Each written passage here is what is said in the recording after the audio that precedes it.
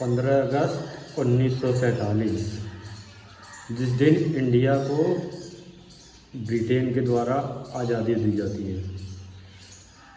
उस समय इंडिया की जीडीपी 576 बिलियन डॉलर, अमेरिका की जीडीपी 580 बिलियन डॉलर, चाइना की जीडीपी 350 बिलियन डॉलर। लेकिन ब्रिटेन वालों ने अमेरिका को आज़ाद करते करते उसके दो हिस्से कर दिए, एक पाकिस्तान एक इंडिया।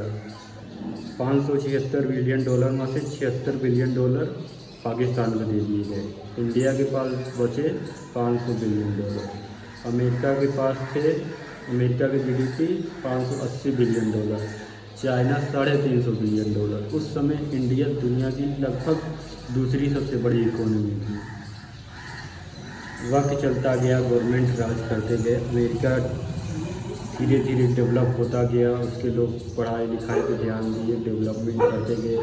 अमेरिका ने यहाँ मिडल ईस्ट में आके कब्जा किया पेट्रोल पर, डीजल पर। यहाँ के छोटे छोटे देशों को अपने कंपनियों के जाल में फंसाया, पेट्रोल निकाला और दुनिया भर में बेचना शुरू किया।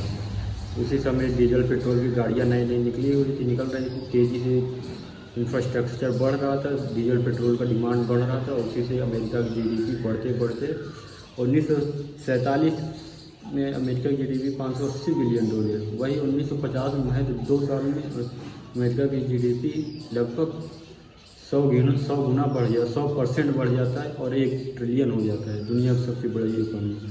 और इंडिया की जीडीपी वहीं पर टिकी रहती है। चाइना भी कुछ नहीं कर रहा, तो चाइना की जीडीपी भी वैसे ही डम पड़ी थी, धीरे धीरे बढ़ रही थी। इंडिया और चाइना की जीडीपी धीरे धीरे बढ़ रही थी। और अमेरिका मिडल ईस्ट में Saudi Arabia, UAE, Iran, Kuwait, Bahrain, Qatar, Kuwait, Iraq, इन सभी देशों से तेल अमेरिका कंपनियां आके यहाँ पे तेल निकालती, दुनिया भर में बेचा करती तेल, गैस। और अमेरिका की जीडीपी धीरे तेज़ी से बढ़ना स्टार्ट हुई और सुपर पावर की लिस्ट में आके बैठ गया। चाइना ने देखा ये सब, कहा ये तो अमेरिका सुपर पावर बन रहा है, हमको भी कुछ ना कुछ करना पड़ेगा। चाइना टेक्नोलॉजी की तरफ बढ़ गया, सेमीकंडक्टर बनाने लगा, इलेक्ट्रॉनिक डिवाइसेस बनाने लगा, मोबाइल फ़ोन, टीवी, सब कुछ स्टार्टिंग में कॉपी कर करके जैसे तैसे सीख लिया। आज देखो ओरिजिनल चीज़ें बना रही है, अमेरिका की आँख में आँख डाल के बात करता है।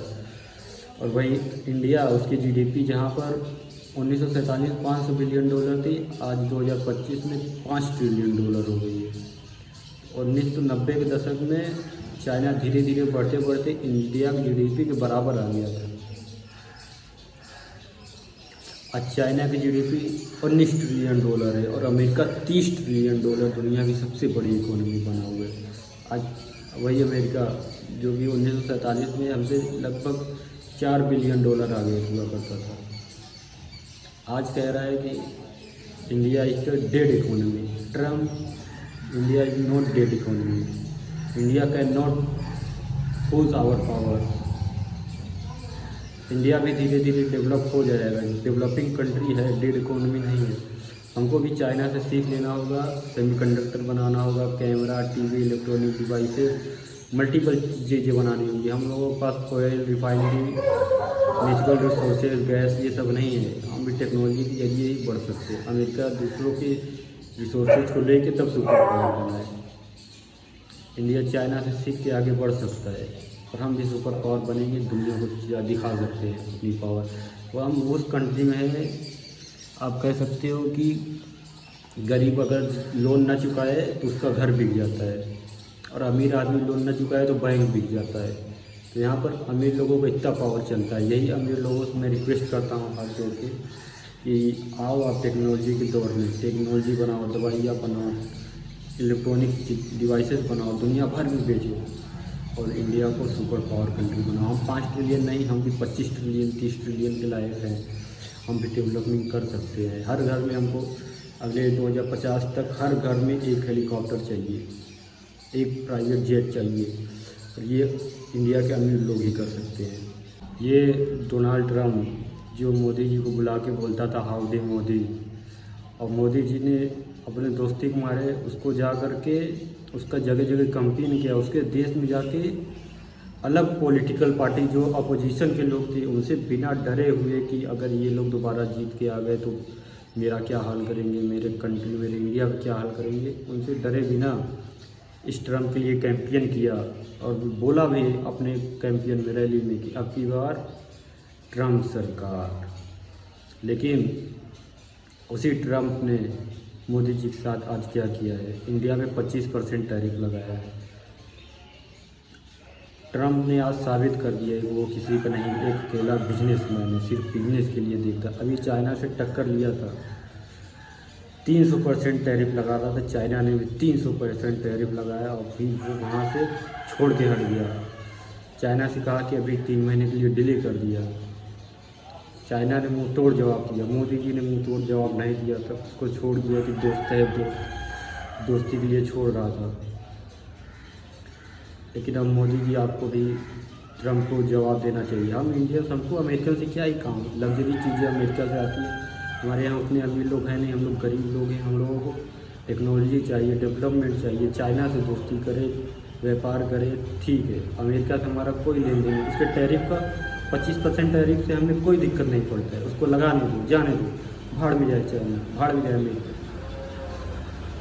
हम लोग डेवलप कर जाएंगे बिना चाइना, बिना अमेरिका के ही। चाइना हमारा पड़ोसी देशों के होने से बहुत फ़र्क पड़ता है।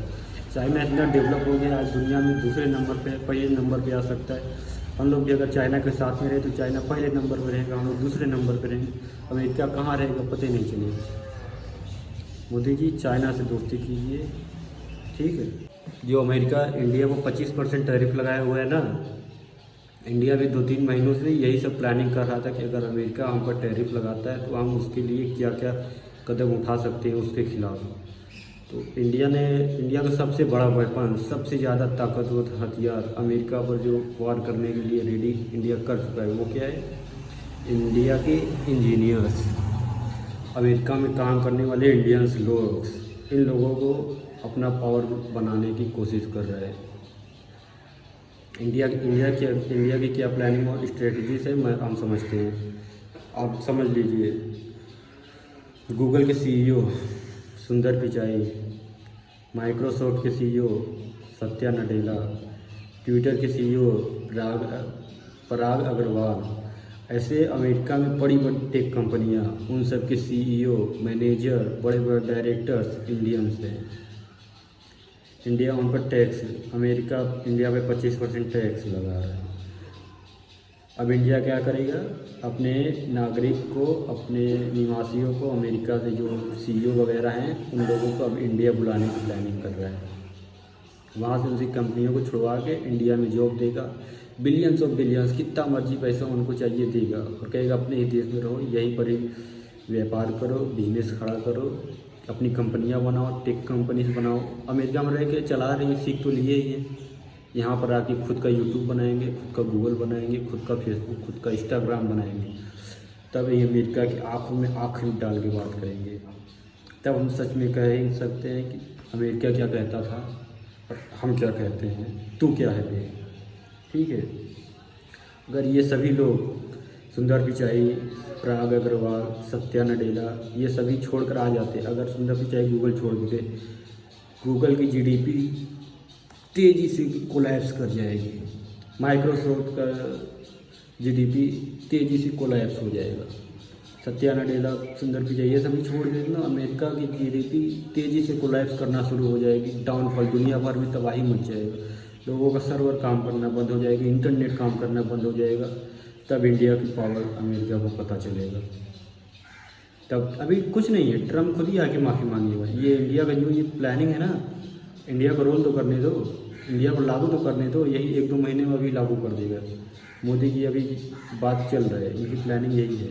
जैसे लागू करते हैं, ट्रम्प खुद आके कदमों में गिरेगा मोदी जी, और माफ़ी मांग के टैरिफ भी हटाएगा, एक्स्ट्रा बेनिफिट भी देगा, सब्सिडी देने तक की बात कर देगा, और भी व्यापार करेगा इंडिया के साथ में।